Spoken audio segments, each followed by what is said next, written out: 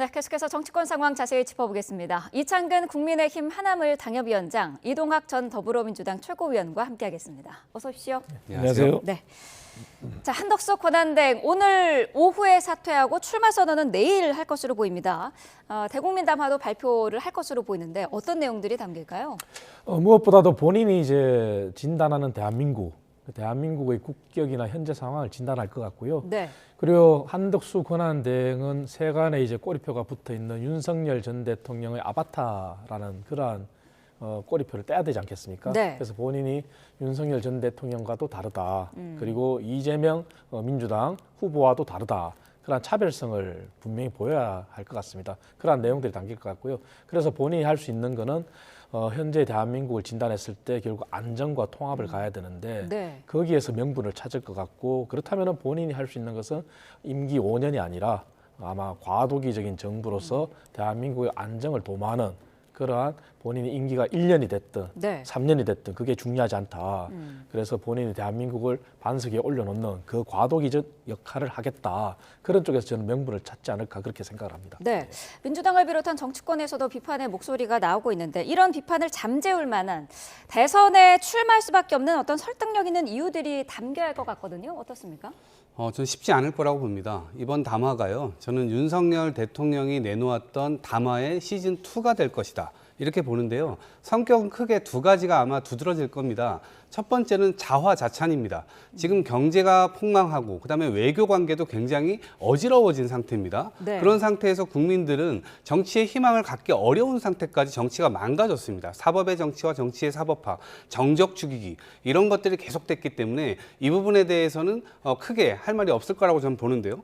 두 번째는 야당 폭거를 막자. 결국에는 반 이재명 전선에서 본인이 역할을 하겠다, 이제 이런 내용인데, 본인 스스로가요, 총선 직후에 사의를 표명하지 않았습니까? 네. 그러다가 사의 표명을 했음에도 불구하고 다음 타자를 구하지를 못해가지고 임기가 지금 어거지로 뒤까지 늘어났고, 그 뒤에 계엄의 강에 빠졌어요. 그리고 난 다음에 지금 거부권 계속 행사했고, 이러면서 국정 자체가 굉장히 엉망이 된 측면이 있습니다. 그렇기 때문에 본인이 어떤 이야기를 하든지 간에 본인이 그 책임에 대해서 과연 국민들이 납득하겠는가, 이런 부분 때문에 저는 쉽지 않을 거다, 이렇게 봅니다. 네. 한대행이 근데 이낙연 새미래민주당 고문에게 만나자고 했다라는 언론 보도도 있는데요. 반명 빅텐트 구성에 본격적으로 이미 시작을 했다, 이렇게 볼 수 있을까요?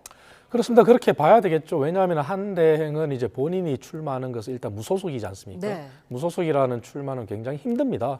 그래서 빅텐트라는 그러한 우산 아래 모든 이제 대한민국을 걱정하는 그러한 세력과 함께하면서 통합의 이미지를 보여줄 것 같고요. 네. 그래서 이제 정대철 국회 헌정회 회장도 나섰고 했지 않습니까? 그래서 소위 과거 김대중 전 대통령 시절의 동교동계가 모두 움직이는 그런 형태인데요. 그것뿐만 아니라 뭐 국민의힘 안에서도 뭐 물론 바람직한 건 아니지만 당 지도부도 나서서 그렇게 단일화에 시동을 걸고 있지 않습니까? 네. 그래서 그러한 부분은 이제 통합이라는 그런 명분하에 당연히 움직일 수밖에 없고요. 그래서 본인이 할 수 있는 것은 이재명 후보와 맞서는 그러한 후보다. 하지만 제가 늘 말씀드린 대로 그러한 모습이 단순한 플러스와 같은 정치공학적인 이미지면은 국민들로부터 지지를 받기 힘들 거예요. 네. 하지만 그렇게 빅텐트를 하면서 동시에 그 안에 비전과 미래, 전략이 담긴다면은 국민들이 납득을 할 수 있겠죠. 그래서 그거는 본인의 어떤 과제고, 네. 그리고 본인의 숙제고 그런 거지만 어찌됐든 지금 빅텐트는 시작이 됐다. 그리고 본인의 출마가 초읽기에 나선 상황에서 무소속 후보로서 할 수 있는 부분도 당연히 통합을 메시지로 하는 그런 빅텐트가 첫 출발이 될 겁니다. 네. 가장 큰 숙제가 국민의힘 후보와의 단일화 문제인데 어제 국민의힘 그 경선 후보의 마지막 토론회에서 이 문제가 쟁점이 됐습니다. 한동훈 후보가 한 총리에게 후보 자리를 양보할 거냐 이렇게 물으니까 김문수 후보가 양보할 때는 명분이 있어야 한다, 이렇게 대답을 했어요. 어떤 의미였다고 보시나요? 저는 사실 거기에 큰 의미를 둘 필요가 없다고 생각합니다. 국민의힘의 경선은 처음부터 한덕수 국무총리를 염두에 두고 나온 거 아니겠습니까? 지도부에서도 그런 이야기들을 했습니다. 네. 자당의 경선이 벌어지고 있음에도 자당 후보들의 경쟁력을 올려줄 생각보다는 오히려 밖에 있는 한덕수 총리가 훨씬 더 이제 경쟁력이 있을 것처럼 그렇게 이제 묘사를 했고, 그렇기 때문에 자당의 이 경선 자체가 김이 다 빠지지 않았습니까? 김문수 후보 역시 본인 스스로의 어떤 힘, 자력으로 지금까지 왔다기보다는 여전히 윤석열 전 대통령의 힘이 작용하고 있는 겁니다. 1호 당원이기 때문에 그렇습니다. 그 1호 당원이 여기저기 지금 다 전화한다는 거 아닙니까? 그러다 보니 김문수 후보가 어떠한 생각을 갖던지 간에 아마 굉장히 많은 사람들이 당신이 단일화하지 않으면 우리는 여기서 다 빠지겠다. 이렇게 하는 순간 김문수 후보는 혼자가 됩니다. 그렇게 할 수도 없을 겁니다. 그리고 명분이라고 하는 건 결국에는 이 경선이 끝나고 난 뒤에 지지층에서 아마 분출이 될 겁니다. 그것이 지난 계엄 이후에 탄핵까지 오는 과정에서 국민의힘 상당수의 지지층이 아스팔트 구급화가 됐습니다. 그러면서 부정선거 음모론에 빠지기도 하고요.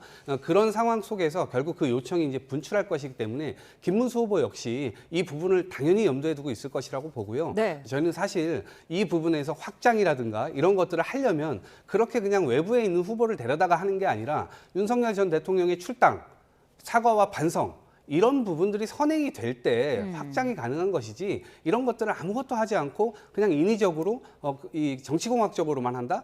그런 부분들은 오히려 국민의 심판이 대상이 될 뿐이다, 이렇게 봅니다. 네, 김문수 후보는 사실 단일화 가능성을 후보들 중에는 가장 먼저 공개적으로 얘기하기도 했는데 명분이 있어야 한다. 이 부분은 어떻게 해석하고 계세요? 저는 이제 김문수 후보와 이제 김문수 후보 캠프에 참여하고 있는 친윤 의원들 간에 네. 동상이몽이 생길 수도 있다, 이렇게 봐지는데요. 네. 왜냐하면 이제 우리 당의 경선이 시작되기도 전에 친윤 의원들은 이미 한덕수 권한대행에 대해서 추대 움직임을 보이고 연판장을 돌렸습니다. 그 과정에서 이제 오세훈 시장도 희생을 하면서 당이 변화해야 된다, 그런 얘기를 했는데요. 하지만 결과론적으로는 이제 친윤 의원들의 뜻대로 이제 그렇게 갔죠. 가고 지금까지 이제 최종 경선에 두 사람이 남았는데, 네. 하지만 이 과정 속에서 친윤 의원들의 뜻대로만 되진 않았어요. 왜냐하면 한동훈 후보가 약진을 했거든요. 그래서 최종 후보로 올라섰지 않습니까? 그런 과정을 보면서 아마 김문수 후보도 참여하고 있는 친윤 의원들과는 다른 생각, 본인도 이제는 할 수 있다, 이런 생각을 하는 것 같아요. 왜냐하면 어제 몇몇 중요한 워딩을 했습니다. 네. 국민의힘이 중심이 돼야 된다는 얘기를 했고요. 그리고 단일화 명분도 얘기했지만 당연히 당 지도부도 또 김문수 후보가 직접 비판도 했습니다. 바람직하지 않다. 당 지도부가 후보 단일화에 한덕수 권한대행을 끌어들이는 게 바람직하지 않다, 그런 얘기를 했거든요. 네. 그런 부분을 본다면 본인도 아마 욕심이 생겼다, 이렇게 봐줄 수 있고요. 그래서 아마 지금 현재는 동상이몽이 벌어질 수도 있다, 저는 이렇게 보고 있습니다. 네. 국민의힘에서 최종 후보가 결정이 되면은 어쨌든 한대행과의 단일화 과정은 거칠 것 같은데, 한덕수 총리 측의 핵심 참모가 한동훈 캠프에 합류를 했더라고요. 이거는 단일화를 준비하는 그런 과정이다, 이렇게 볼 수 있을까요? 제가 좀 확인을 해봤는데 그러니까 보통의 민정실장이 지금 간 거거든요. 네. 그러니까 참모 한 명이 갔다고 해서, 실무자 한 명이 갔다고 해서 그것이 무슨 물밑 작업처럼 이야기하는 것 자체가 저는 난센스고요. 네. 사실은 대규모의 어떤 뭐 의원들이 좀 움직여야 그렇게 좀 볼 수 있지 않을까 싶은데, 그런 움직임이 지금 전혀 없는 상태거든요. 네. 마치 물과 기름의 지금 대결입니다. 그렇기 때문에 저는 이것이 분당 대회라고 얘기할 만큼 어느 한쪽에서 이기게 되면 과연 한쪽이 수용을 할 것인가? 저는 그것이 또 관전 포인트라고 봐요. 마치 방을 어지럽혀 놓고 엄마가 방 치우라고 하는데 이불 싹 덮어놓고 방 깨끗합니다, 이렇게 얘기하는 거랑 똑같은 거잖아요. 청소한 겁니까, 안 한 겁니까? 여전히 그 문제에 지금 직결되어 있는 겁니다. 한동훈 후보의 경우는 결국 계속해서 지금 탄핵의 강을 건너자, 우리가 이것에 대해서 사과 반성을 하자, 또 한때는 출당 얘기까지도 했습니다. 그런데 반대에서는 지금 계엄을 옹호하고 오히려 부정선거론 같은 것들에 대해서 이 윤석열 대통령과 인식을 같이 하는 그런 흐름도 막 나옵니다. 네. 그런 식의 태도 변화가 있지 않으면 저는 결국 이 부분들은 굉장히 좀 어려워질 것이다, 이렇게 예측을 해봅니다. 네. 어제 토론회 내용을 한 가지 더 짚어보면은 최대 쟁점이었던 탄핵 관련 내용은 언급이 아예 안 됐더라고요. 당원들의 표심을 의식한 거다, 이런 분석이 있던데요. 이미 맞수 토론을 통해서요, 이제 저희가 과거형에 집착하는 토론을 했지 않습니까? 그리고 그 과정에서 계엄과 탄핵에 대해서 상대의 생각을 다 읽었습니다. 네. 김문수 후보와 한동훈 후보도 맞수 토론을 했었고요. 그래서 더 이상 과거에 얽매일 필요는 없다. 저는 이렇게 판단한 것 같습니다. 네. 그리고 이제 4인에서 2인으로 추려지는 과정에서도 당심 50%, 민심 50%였고 최종 후보를 선정하는 과정도 당심 50%, 민심 50%입니다. 네. 물론 당심이 다양한 성을 가지고 있는 그러한 당심입니다. 그렇기 때문에 아까 말씀드린 대로 한동 후보가 최종 2인에 들었겠죠. 근데 만약에 당심이 친윤 의원들 뜻대로만 움직인다면 한동 후보가 들지 못했겠죠. 그렇기 때문에 지금 더 이상 그런 과거에 얽매이는 건 불필요하다 이렇게 봤을 것 같고요. 네. 그래서 미래를 보여준다는 차원에서 이제 정책 토론 중심으로 갔는데 저는 바람직한 현상이라고 봅니다. 그래서 어저께 중요한 정책 토론 과정도 있었잖아요. 네. 뭐 가상자산과 관련해서도 언급이 있었고 그리고 근로기준법 관련해서도 좀 진일보된 정책을 내놓은 김문수 후보에 대해서 한동훈 후보가 또 비판한 것도 있었고 그래서 이러한 부분들이 국민들한테 이재명 후보와 차별성을 보이는 그러한 정책의 구체성을 보여주는 시작 단계다. 네. 그래서 아마 누가 후보가 되든 간에 최종 후보가 된다면은 앞으로 이러한 정책적인 모습 비전을 보여준다면은 아마 그리고 탄핵과 계엄에 대해서는 사과를 한 것처럼 앞으로 더 사과를 한다면은 국민들도 마음의 문을 열어주시지 않을까 저는 그렇게 보고 있습니다. 네, 당내 분위기를 잠깐 짚어보면은 나경원 의원을 포함해서 현직 의원 10여 명이 김문수 후보 지지를 선언했더라고요. 탄핵 반대파끼리 지금 뭉치고 있는 거 아니냐 이런 얘기도 나오고 있어요. 그렇게 볼 수가 있죠. 왜냐하면은 연판장을 돌려서 한덕수 권한대행을 추대한 의원들이 네. 사실은 우리 모두가 아는 것처럼 김문수 후보 캠프, 그다음에 홍준표 후보 캠프 이렇게 양분돼서 이렇게 배치가 되는 듯한 그러한 현상을 보였잖아요. 네. 하지만 그게 사실은 부메랑으로 돌아왔다면 부메랑으로 돌아왔다고 볼 수가 있거든요. 4인에서 2인으로 압축되는 과정. 네. 물론 당심이 당협위원장이나 원내 의원들의 입김에 좌우가 될 수도 있다고 보지만 하지만 그것은 이미 규모를 벗어났어요. 저도 당협위원장이지만 당원들을 원외위원장 또는 국회의원 한 사람이 이렇게 과거처럼 오더를 내린다고 해서 다 따르진 않아요. 그렇기 때문에 아마 홍준표 후보 쪽에 섰던 그런 원내외 당협위원장들이 모두 김문수 후보 지지선을 했다고 하지만 네. 이것이 과연 뜻대로 그렇게 될 거냐 아니면은 오히려 부메랑으로 돌아올 거냐 그건 알 수가 없습니다. 네. 알 수가 없고 그게 당원의 다양성 때문에 그렇습니다. 다만 2022년 대선의 결과처럼 향후 결과 어떻게 날지 모르겠지만 네. 민심에서 앞서는 후보가 있고 당심에서 앞서는 후보가 있을 수는 있어요. 하지만 그 합계가 최종 어떻게 나올지는 네. 그거는 두고 봐야 될 것 같습니다.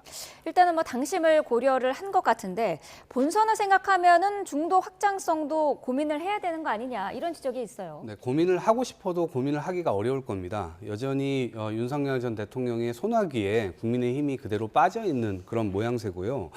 이것은 이 국민의힘 경선을 지켜보면 한덕수로 시작해서 지금 한덕수로 끝나는 경선이거든요.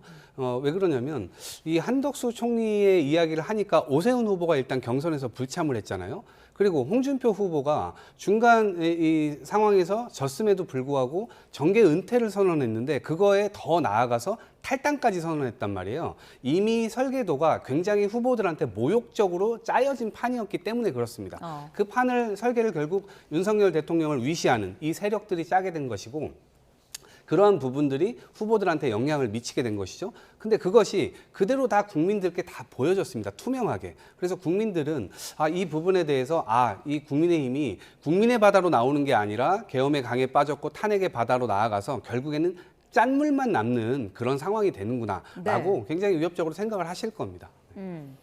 민주당 이재명 대선 후보는 선대위가 어제 공식적으로 출범을 했습니다. 용광로 선대위라고 불릴 만큼 다양한 이념과 계파가 섞여 있는데 먼저 국민의힘에서는 어떻게 보고 있을까요? 겉만 보면은 용광로가 맞을 수 있죠. 왜냐하면은 보수 인사도 영입을 했고, 네. 그리고 중도도 영입을 했고, 그리고 노동계도 영입을 했고, 사실 노동계가 한국노총은 국민의힘의 입장에서나 민주당 입장에서나 언제나 대선 때가 되면은 영입 대상 1호였습니다.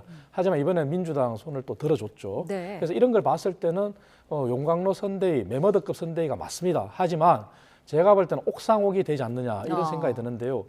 가장 중요한 부분이 정책입니다. 정책에 있어서 혼선이 올 것이다 이렇게 봐지는데요. 이재명 후보가 지난번 후보 수락 연설 때 성장이라는 단어를 5번을 썼어요. 물론 제일 작은 횟수를 언급했지만 그리고 본인이 지금까지 보인 모습이 중도 보수를 지향하겠다 그런 얘기를 했지 않습니까? 네. 하지만 행태는 이제 한국노총 위원장 영입한 뒤에 다시 노랑봉투법을 다시 하겠다고 얘기를 해요. 하지만 노란봉투법이 뭡니까? 지난 2017년 대선 때 문재인 정부가 출범할 때 민주노총의 청구서였잖아요. 하지만 문재인 정부 5년 내내 시행하지 않았었어요. 하지만 윤석열 정부 들어와서 노란봉투법 그걸 시행해가지고 윤석열 전 대통령뿐만 아니라 우리 당에서 그냥 거부권 행사할 수밖에 없는 그런 거지 않습니까? 네. 그 노란봉투법은 결국은 기업을 옥죄는 법이거든요. 기업에 너무나 많은 책임을 전가하는 법이고 그래서 문재인 정부 때도 하지 않았던 건데 이제 이재명 후보가 대통령도 되기 전인데 벌써 노란봉투법을 시행하겠다. 이것은 또다시 한국노총의 청구서가 되는 겁니다. 그래서 이 한 단면만 보더라도 정책이 과연 이재명 후보가 성장을 얘기하는 방향에서 제대로 갈 수 있을까? 네. 오히려 혼선이 빚어지지 않을까? 저는 그런 우려를 하고 있습니다. 네, 여러 얘기를 듣는 건 좋습니다만은 내부에서 의견 취합이 제대로 되겠느냐, 정치적 혼선이 올 수도 있다 이렇게 지적을 해주셨는데 어떤 의견이실까요?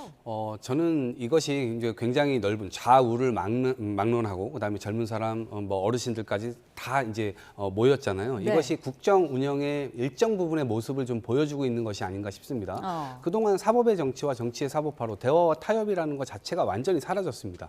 좌우 진영 이 논리로 인해서 이런 부분들에 대해서 뭔가 잘못했어도 잘못하지 않았다. 이것을 그냥 서로 감싸주는 데만 이 정치가 매몰돼 있었단 말입니다. 그래서 그런 것에 대해서 국민들은 실제로 정치가 뭔가를 결정하고 해결해주는 역할을 하기를 기대를 하는데 윤석열 정부 들어서 그런 것들이 완전히 오히려 말살됐기 때문에 이런 부분들을 일단 복원하자라고 하는 취지가 있는 것이고요. 네. 저는 앞으로도 이제 이번에 이제 1차가 발표가 됐던 것이고 2차, 3차 발표되는 그 과정에서 그러한 모습들을 훨씬 더 잘 보여주고 이재명 후보가 그동안 보여줬던 유연함 이런 것들을 통해서 국정 운영을 진짜 국민 다수파를 위해서 한번 일해보겠다라고 하는 네. 일념으로 보입니다.